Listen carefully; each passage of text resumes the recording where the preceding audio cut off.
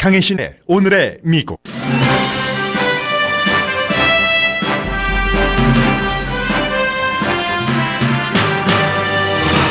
트럼프 대통령이 뉴욕타임스와 인터뷰에서 중국이 북한 이슈에서 미국을 돕지 않으면 자신도 하고 싶은 대로 할 것이라고 말했습니다.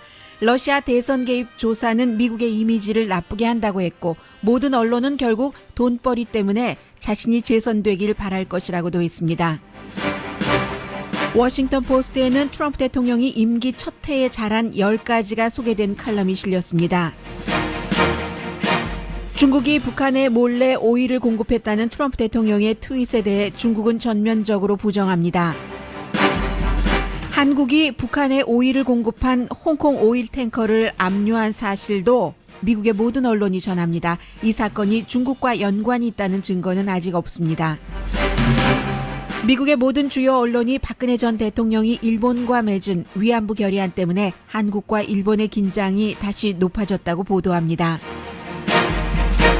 서브웨이 샌드위치의 싼 가격이 업주들을 울게 합니다. LA 동물보호국은 쉘터 강아지를 채식 강아지로 만드느냐를 검토 중입니다. 논란의 핵심은 강아지 살자고 닭 등 다른 동물이 숨져야 하느냐입니다.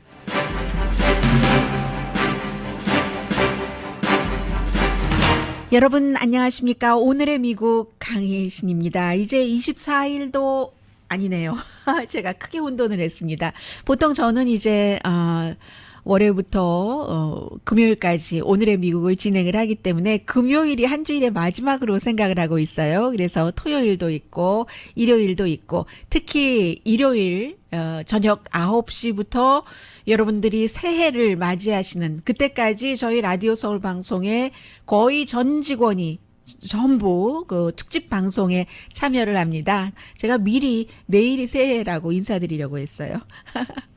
자, 이런 때가 오니까 이제 여러 가지가 그 정리가 되는데 우선은 그 뉴욕타임스와 트럼프 대통령이 한 30분 정도 느낌상으로 뭐 약속을 하고 인터뷰를 했다기보다 트럼프 대통령이 이제 골프를 치고 친구들과 아들과도 그날은 같이 골프를 치고 밥을 먹었답니다.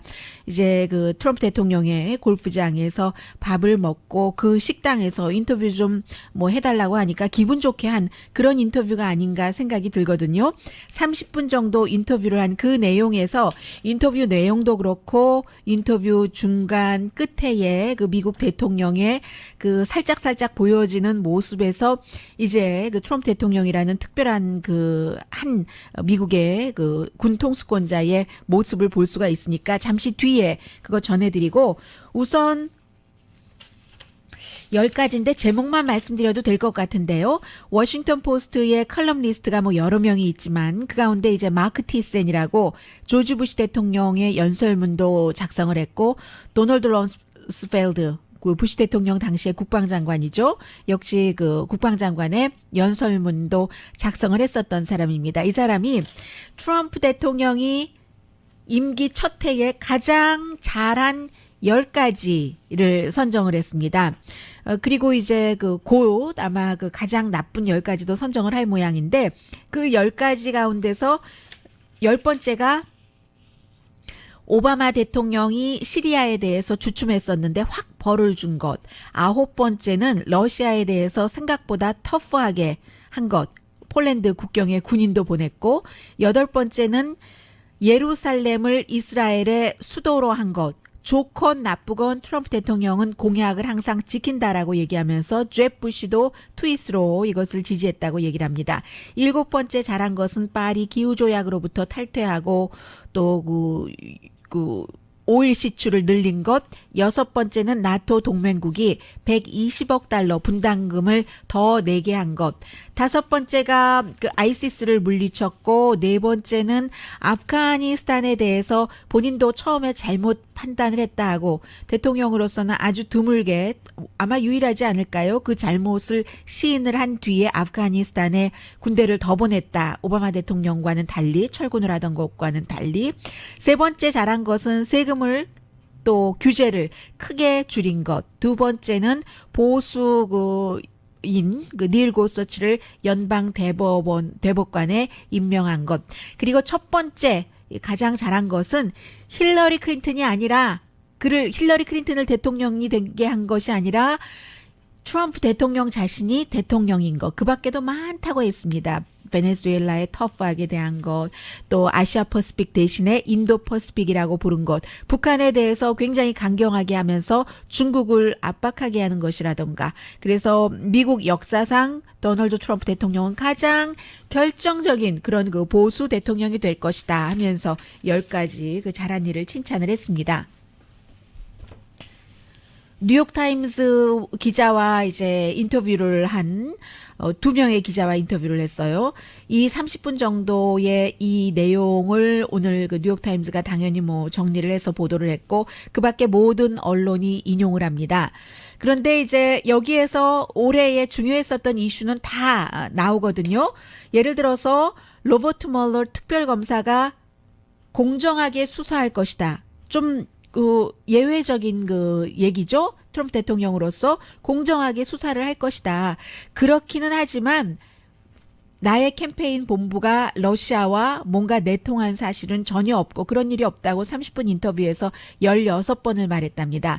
멀러 특별검사가 공정하게 수사한다 하더라도 미국이라는 나라를 나쁘게 보이게 하고 미국의 입장도 좀 그 악화시키기 때문에 빨리 끝낼수록 좋다라고 얘기를 했습니다.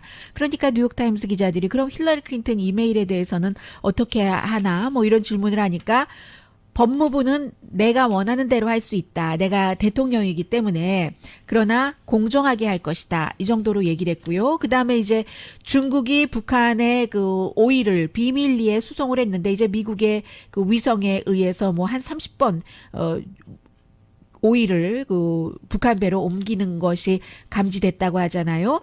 중국은 아니라고 하고요.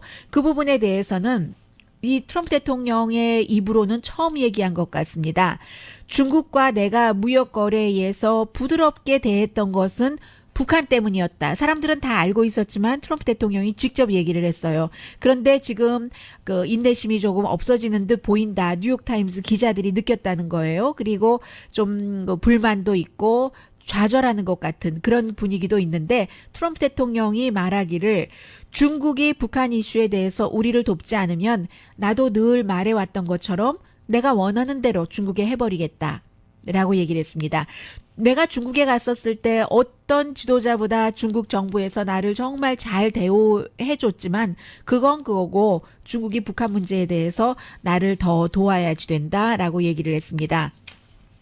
그래서 이제 그 트럼프 대통령이 그 직전에 골프를 쳤는데요. 런치도 먹고 파트너가 아들도 있었고 프로골퍼 그 팀 허먼도 있었는데 팀 허먼에 대해서도 이 사람이 전에 그 트럼프 대통령의 뭐 다른 골프 코스인가요? 그런 곳에서 일을 했었다고 하잖아요. 본인이 이 사람 그 PGA 투어도 할 수 있게 하기 위해서 뭐 $5만 줬다. 1년 전에 뉴저지에 있는 골프 클럽에서 일할 때였는가 보네요. 그런 얘기도 했고 그리고 이제 인터뷰를 하는 동안에도 대통령으로서 이렇게 하는 일이 드물잖아요. 대통령이 이제 그 트럼프의 그 골프장 안에 있는 식당 이제 그릴룸에서 밥을 먹고 나서 바로 인터뷰를 한 것이기 때문에 중간중간 옆에 테이블에 다른 사람들도 앉아서 밥을 먹고 있었고요. 그리고 이제 그 가운데 한 사람이 크리스토퍼 러디라고 보수적인 그 웹사이트입니다. 뭐 TV도 하고 있고 하는 뉴스맥스의 CEO인데 이 사람이 와서 또 뭐 세이 하이도 하고 굉장히 조금 그 캐주얼하게 대통령인데도 불구하고 그런 분위기도 전했고요. 여러 가지 그 대통령으로서 승리한 것, 성취한 것. 그러나 민주당에 대해서는 굉장히 화가 난다고도 얘기를 했습니다. 특히 이제 민주당의 일부 의원이요. 뭐 조 맨친 의원 같은 경우는 본인이 나 중도다 하면서 중도이기는커녕 헬스케어나 세금에 있어서 전혀 협상도 하지 않고 말만 하고 도대체 행동이라고는 하지 않는 그 민주당 의원 가운데서 아주 그 몹쓸 의원들이 많다라고 얘기를 하면서도 민주당에 희망을 품고 있다고 했습니다. 새해가 되면은 이제 대통령이 제일 먼저 할 것이 기간 산업이 될지 아니면 그 웰페어 개혁부터 하게 될지 기간 산업부터 되지 않겠어요? 근데 그럴 때는 민주당이 오래전부터 원했었던 일이고 해서 이제 그 도움이나 협조, 이민의 이슈에 있어서도 이제 뭐 어떤 같은 일을 해나갈 수 있을 것 같다고도 얘기를 했습니다. 이제 뉴욕타임스 기자들이 또 물어봤어요. 그런데 워낙에 사업만 해보셨던 분이기 때문에 입법하는 그 과정이라든가 여러 가지를 조금 구체적으로 모른다는 지적이 있는데요. 라고 물어보니까 무슨 소리를 하느냐. 세금에 대해서는 내가 누구보다도 잘한다. 미국에서 최고의 CPA보다도 내가 더 많이 알고 헬스케어에 대해서도 내가 누구보다 더 많이 알고 있다라고 답했습니다. 엘라바마주에 어제 이제 엘라바마주에서 덕 존스 민주당이 당선자다 하고 선포를 했지만 그 전에 그 발표하지 말고 선거 다시 치러야지 된다라고 이제 주장을 했었던 또 이제 법원의 어떠한 그 절차도 수속을 밟고 했었던 로이 모어에 대해서는 내가 공화당 예비 선거에서 그가 공화당 본선거의 후보가 됐지만 로이 모어를 지지하지 않았던 것은 로이 모어가 어차피 그 본선거에서 질 것을 알았기 때문이다. 그렇다면 왜 나중에는 그를 그렇게 적극적으로 올인하면서 지지를 했는가라고 물어보니까 내가 공화당의 수장이 아닌가. 내가 정말 헤드 오브 파리로서 공화당의 최고 인물로서 당연히 공화당을 지지한 것이다. 이 정도로 얘기를 했고요.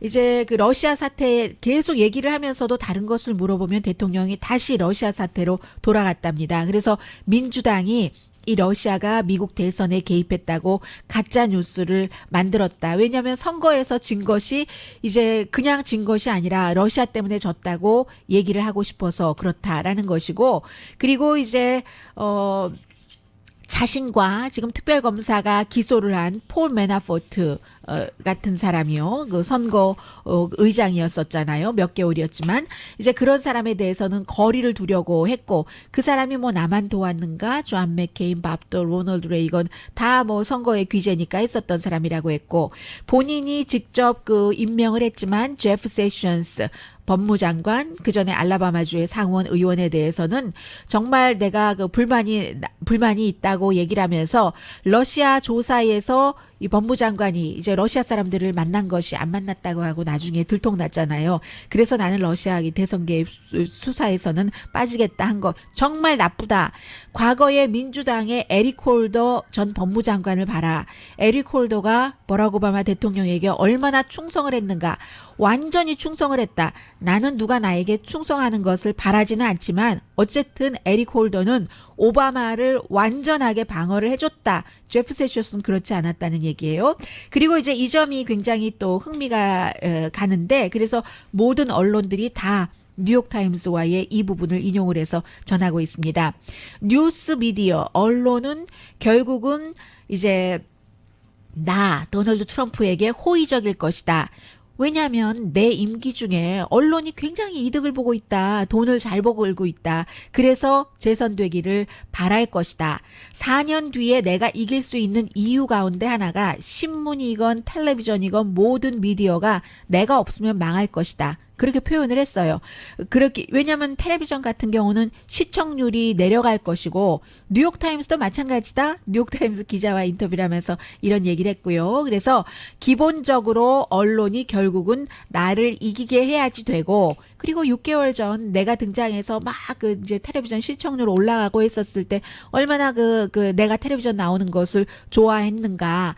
그들은 나를 사랑할 것이고, 그리고는 나중에는 이 도널드 트럼프가 다시 재선되게 해주세요 하고 애원할 것이다. please 이렇게 얘기를 했다 하는 게 뉴욕타임스의 보도입니다. 그리고 인터뷰를 끝내고 나가면서도 그릴룸인가요? 그 식당 안에 있었던 알던 사람들 다 뭐 멤버들이니까요. 그런 사람들과 잠깐씩 뭐 하이 하고 대통령이 나갔다 하는 게 뉴욕타임스 보도입니다.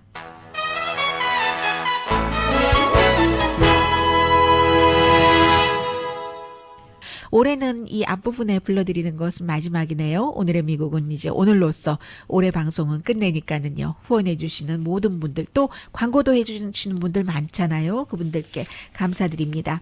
잠시 뒤에는 오늘의 미국이 끝나고 나면은 또 후속 뉴스가 나오겠습니다만은 지금까지는 지금 한국 정부가 그 홍콩 배를 억류한 것, 이 뉴스는 한국 언론보다는 미국 뉴스가 조금 더 자세하거든요. 잠시 뒤에 전해드립니다. 라디오 서울 방송 오늘의 미국 듣고 계십니다. 네, 새해에는 이제 북한과 관련해서 미국에서 그 뭔가 그 조치를 취하기는 취해야지 되는 상황이 자꾸 그 오는 겁니다. 얼마 전에 한 달쯤 됐을까요? 한 달 반쯤 됐을까요? 이코노미스트가 한 달 반은 안 된 것 같네요. 어떤 지적을 했느냐면은 이 트럼프 대통령은 과거 25년 동안 다른 대통령들처럼 북한 문제에 대해서 결정을 미룰 만한 그런 그 사치를 부릴 틈이 없다. 이제는 그 내년에는 해야지만 된다. 이런 얘기를 했는데 지금 11월 21일에 미국 재무부에서 사진을 그 공개를 했잖아요. 배 이름까지는 그때 그 얘기를 하지 않았어요. 그래서 이제 그 북한을 향해서 이제 비밀리에 어떤 그 오일이라든가 석탄 같은 것들이 국제 그 해상에서 공급되고 있다. 이제 그런 것들이었고, 그리고 이제 그 가운데 하나가 이제 중국 배, 홍콩 배, 또 대만에서 이 홍콩 배 같은 경우는 지금 한국에서 억류하고 있는 뭐 조사 끝나면은 선원들 다 풀어주겠죠.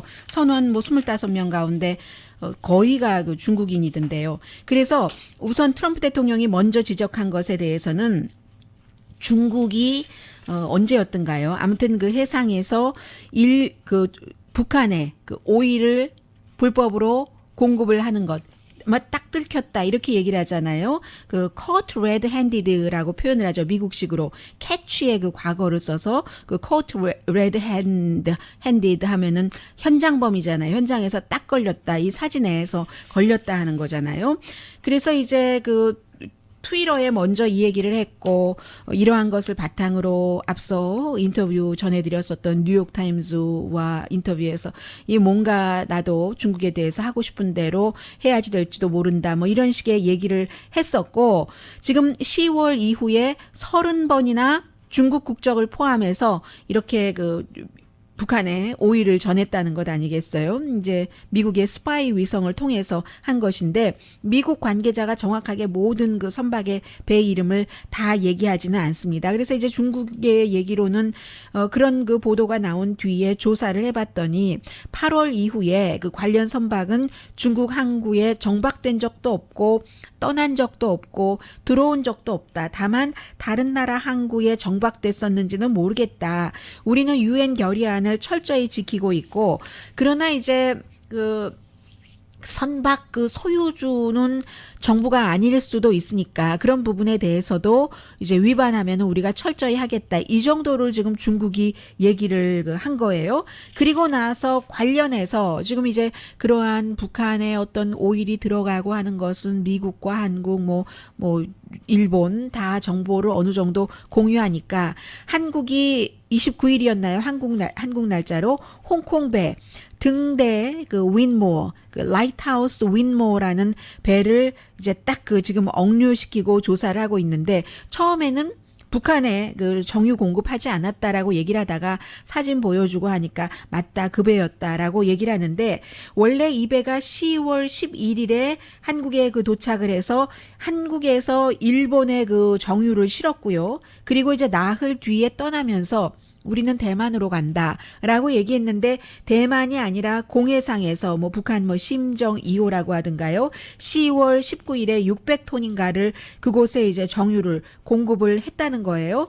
그리고 나서 이제 다시 그 한국에 들어왔을 때 한국이 그 억류를 했고, 선원 25명 가운데 23명이 중국인이고 2명이 이제 미얀마 사람이라는 거예요. 그런데 이제 여기서는 이 라이트하우스 그 윈모를 대만 회사가 빌렸기 때문에 대만도 지금 그 조사를 해야지 되고, 홍콩도 조사에 협조를 한다고는 하는데, 항상 지금 최종적으로 유엔에서 중국과 러시아까지도 찬성표를 던져서 오일 공급을 거의 이제 90%나 완전히 지금까지 하던 것에서 90%까지 줄인다는 그런 결의안이 통과가 됐잖아요. 그런데 항상 중국에서 일하시는 분들은 그런 말씀들을 하시더군요. 예를 들어서 실제로 중국 정부가 어느 정도 그 북한을 그 압박할 뜻이 있는지, 또 때로는 그 미국과 다른 나라의 눈치를 봐야지 되니까 압박한다 하더라도, 말로 압박한다 하더라도 이제 그 중국과 거래를 하는 뭐 텍스타일이라든가 옷이라든가 많이 중국의 그 업체들이 거래를 하지 않겠어요? 그러면 오케이 하고 하루 안 하다가 그 다음날 또 하고 이런 식이라는 거거든요. 그리고 중국 정부도 북한이 완전히 망하면 중국이 힘드니까 완전히 망하는 것을 원치 않고 원유 공급을 90%까지나 줄인다면은 그게 실제적으로 다 집행되면 북한 망하게 된다는 것인데 그것을 중국이 원치 않으니까 할 수 있는 한 눈 감아주는 게 아닌가. 뭐 예를 들어서요. 그런데 눈을 감을 수가 없지 하는 식으로 지금 그 미국의 재무부가 다 그 위성 스파이 그 사진 찍은 것을 이제는 일반에게 공개까지 하는 지금 이 형편입니다. 그래서 내년에는 정말 트럼프 대통령이 어떤 형태로든 대화든 무슨 그 군사적인 작전을 하든 뭐 둘 중에 하나를 선택을 해야지 된다는 게 이코노미스트의 예상입니다. 어제는 뉴욕타임스 정도만 보도를 하더니 이제는 뭐 특별한 새로운 내용이 있는 것은 아니에요. 다만 이제 한국 사람들에게는 어떤 교훈은 그 느끼게 되죠. 이런 보도를 보면은 박근혜 전 대통령이 이면 계약이라고 할까요? 만약에 일반 상식으로는 그 이면 어떤 그 서류까지 작성을 하면서 성노예라는 말도 쓰지 않았고, 그리고 다시는 어떠한 상황 변화에도 이 문제를 거론하지 않을 것이며 일본을 위안부 이슈로 비난하지 않겠다 한 그 합의에 대해서 전혀 그 위안부 할머니들도 뉴스 듣고 하셨다고 하잖아요. 전혀 한 번도 본인들의 뜻이나 물어보지도 않았고 의논하지도 않았고 했었다는 건데, 그것을 이제 이 문재인 그 후보 당시에 재검토를 하겠다고 했기 때문에 지금 어떤 외교부의 태스크포스를 둬서 이게 적절치 않다 하는 게 나왔잖아요. 그래서 지금 한국과 일본이 다시 긴장 상태에 빠져 들어갔다 이미. 그게 이제 월스트리트저널, 오늘 뉴욕타임스 거의 모든 미국 언론이 보도했다고 생각하시면 됩니다. 긴장이 아주 커졌다는 거예요. 그러면서 여러분들께 전해드리진 않겠어요. 다 알고 계시는 내용인데 미국 사람들을 위해서 영어로 그 영어 신문이 전하는 거죠. 2015년도에 합의가 어땠냐, 뭐 850만 달러 기금 내고 등등 하고 뭐 그런 것들이요. 그 당시에는 40분이셨군요. 살아계셨던 위안부 할머니들께서 뭐 거의 뭐 80대 90대인데 지금은 32분밖에 안 계시고, 그리고 그 850만 달러 가운데 2015년 이후에 400만 달러는 당사자나 가족에게 지금 지급이 됐다고 하고요. 로스앤젤레스 타임스도 마찬가지예요. 그런 내용들을 쭉 보도하면서 로스앤젤레스 타임스는 백그라운드도 보도를 하고, 그리고 이것이 그 한국과 일본의 국내 정치에는 어떤 영향을 미치냐, 뭐 아베 신조는 보수를 굉장히 지금 만족시켜야지 되니까 그런 게 있고, 그 사이에서 이제 미국은 이렇게 쳐다보고 있는데, 오늘 로스앤젤레스 타임스가 그 보도한 것 가운데 한 패러그래프도 안 되네요. 단락도 안 되고 70년이 넘었는데도 이 문제가 계속 이어진다. 그러니까 대다수가 이해할 만한 선, 특히 이제 피해자가 있는 경우는 피해자가 납득하고 동의하는 부분에서의 합의가 있지 않을 때는 언제든지 완전 종결이 되지 않는 거죠. 해소도 되지 않고 해결은 물론이고 다시 이게 과거처럼 그대로 똑같은 강도에, 오히려 더 괘씸하니까 더 강한 강도에 이게 안 되겠어, 이래선 도저히 안 되겠어 하는 식으로 해결이 되지 않으면 언젠가는 다 항상 이런 역사적인 문제는 나온다 하는 것을 오히려 지금 미국 언론들이 보여주고 있습니다. 그리고 요즘에 또 하나는, 제가 이 내용은 너무 복잡해서 말씀을 드릴 수가 없어요. 시간 관계상 하나 이슈만 갖고 하더라도 한 시간 가지고 모자란데요. 한국이 결국은 이제 비트코인을 규제한다 하는 내용들을 미국 언론에서 거의 날마다 보도를 하고 있는데 쭉 내용들을 얘기를 해요. 그리고 얼마나 많은 학생들까지 하고 빚에 빚을 내서 하고 카드 빚을 내서 하고 하는데 그래서 이제 규제하면 뭐 버블이 되나 마나 뭐 이런 얘기까지도 가는데 그 맨 마지막에는 공통적으로 어떤 결론이 나오냐면요. 그런데 사람과 사람과 개인과 개인이 하는 이런 그 거래를 정부가 완전히 막는다는 게 가능할까?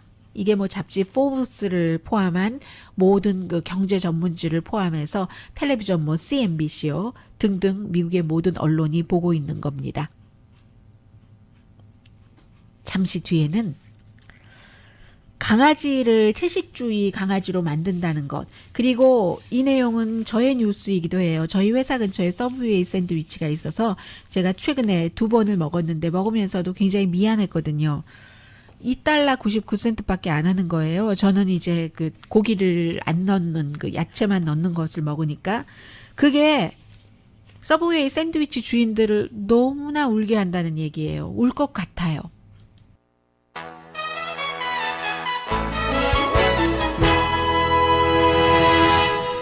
라디오 서울 방송 오늘의 미국 듣고 계십니다.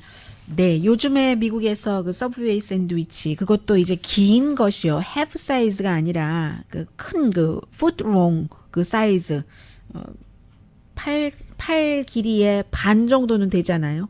짧은 팔이신 분들은 네,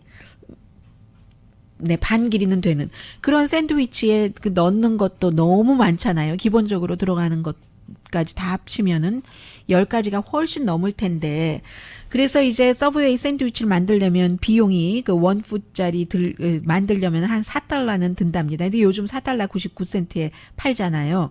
임금 들어가죠. 전기, 가스, 또 이제 서브웨이 그 로열티도 내야지 되고 크레딧 카드로 요즘은 사람들이 돈을 내니까 그 뭔가 그 비용도 있고요. 렌트비도 내야지 되고 그래서 이제 이 내용을 그 워싱턴 포스트가 오늘 그 보도를 했는데 북가주에서 서브웨이 샌드위치 스토어 3개를 갖고 계시는 분입니다. 케이트 밀러라는 분이 얘기하기를 올해 1월 달부터 시작을 했다고 하죠. $4 99센트에 정말 내 팔 반뚝만한 팔뚝 반만한 그런 그 서브웨이 샌드위치를 파는 것.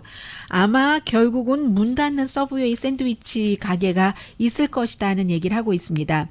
지금 소매업소들이 점점 거대한 회사들이 딱 그 프랜차이즈를 하기 시작하니까 서브웨이 샌드위치처럼 아주 싼 것도 아니고 뭐 지금은 아주 싼 편에 속하게 됐지만요.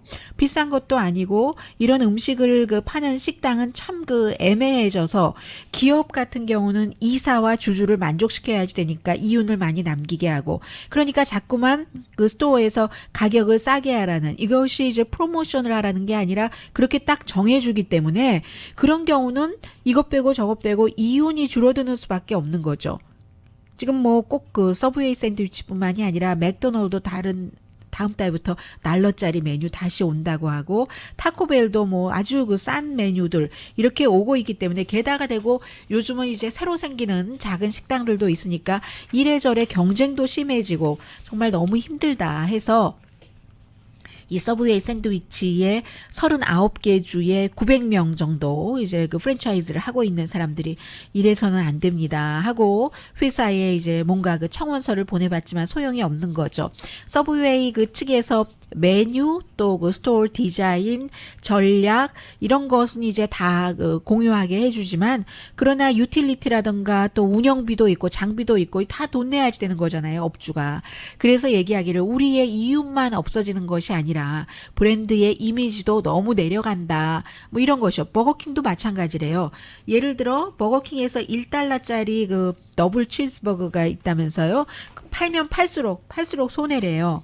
그래서 이 서브웨이 샌드위치 3개 스토어를 갖고 계신 분은 본인이 28년 전에 처음으로 이 스토어를 그 시작을 했는데 그때는 그 이윤이 18%는 됐대요. 근데 지금은 뭐 어림없는 얘기다. 이렇게 그 얘기를 하고 있고요. 또 더군다나 이제 캘리포니아주는 최저임금이 1월 달부터 시간당 $11가 되기 때문에 점차적으로 이제 쭉쭉 올라가잖아요. 그래서 10년 전보다 인건비가 이제 50% 정도 올랐는데 그렇죠. 그런데 이 그 샌드위치 값은 20%가 올랐고 그리고 이렇게 또 큰 긴 것을 $5에 팔고 제가 먹는 반쪽짜리 베지 온리는 $2 99센트고요. 그래서 이거 어떡하나 이러지도 좀 못하고 저러지도 못하고 있다. 너무 힘들다. 뭐 피자도 마찬가지라고 하죠. 그 리틀 시즈 피자 먹어본 지 오래됐는데요. 텔레비전 광고 보면은 그 한 판에 $5짜리 그 선전도 하고 있잖아요. 그래서 이래저래 아주 그 애매한 그 사이즈의 사업을 하시는 분들이 너무나 그 힘들다. 그런데도 이 같은 디스카운트는 새해에도 끝나지 않을 것이다는 전문가의 예상까지 전하고 있습니다. 그런가 하면은 저는 이 뉴스는 저만 몰랐나요?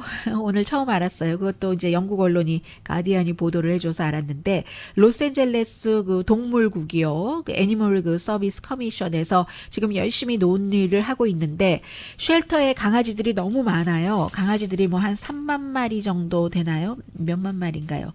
3만 마리 정도네요. 쉘터에 3만 3천 마리가 있는데 이 3만 3천 마리를 채식으로 바꾸는가 그 영향을 여기에 대해서 지금 뭐 수의사라든가 동물 보호론자라든가 여러 사람들이 지금 뭐 의논 내지는 논쟁을 하고 있는 것이 소셜 미디어에 많이 퍼지고 있답니다.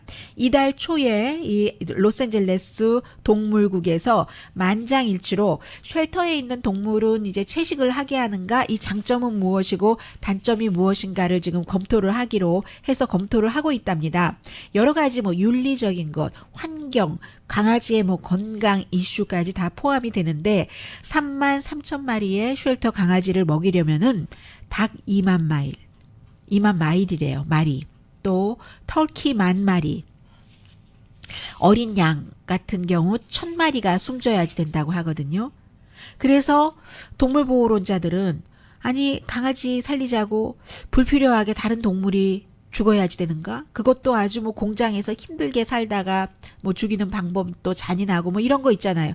그것을 먹어서 과연 강아지의 그 건강에 도움이 될까? 뭐 등등. 또 그렇게 고기를 만들어내기 위해서 온실가스도 많이 나오고 등등 해서 11월 달에 이 보호국에서 청문회를 열었는데 강아지하고 관련된 것이니까 유명한 음악인들도 나오고 DJ도 나오고 채식주의자들을 위한 식당 주인도 나와서 그래야지 됩니다. 그게 좋습니다. 라고 얘기를 하는데 막상 이제 수의사 같은 경우는 강아지 건강에 좋다 하는 사람들도 있고 적응이 힘들 거다. 그냥 아이들이 설사만 할 것이고 굉장히 힘들어할 것이다 라고 얘기하는 사람들도 있어요. 그러나 차츰 그 부분은 적응될 것이고 강아지가 보다 그 건강해질 것이다. 뭐 이런 얘기를 하는 사람들도 많이 있고요. 또 이달 초에 뉴욕타임스에도 어떤 그 동물에 관한 그 영양학자가 리자 프리맨 교수가 터프츠 대학교에서 가르치는 교수군요. 장기적으로 이게 그 강아지에게 채식을 먹이는 것이 어떤가, 여기에 대해서 사실은 아직까지 우리가 모르고 있는 것들이 너무 많다 하는 얘기를 많이 하고 있고요. 그런데 이제 강아지를 이런 분들도 점점 늘어나고 있대요. 강아지를 어떠한 이유에서든 채식 강아지로 만드는 그 쉘터에 있는 강아지가 아니라요. 강아지 오너의 경우 뭐 사람들이 많이 처음에 채식만 주면은 그 설사한다고 하는데 그거 좀 과장된 거다. 그리고 아이들이 훨씬 뭐 아이들이라고 저도 자연스럽게 나오네요. 훨씬 건강해지더라. 이런 주장도 있는데 시작인 것 같아요. 로스앤젤레스가 굉장히 좀 그 진보적이고 실험적인 그런 도시이기 때문에 이런 것들도 앞서가고 있습니다. 잠시 뒤에는 할러데이에 많이 일어나는 그런 뉴스 전합니다.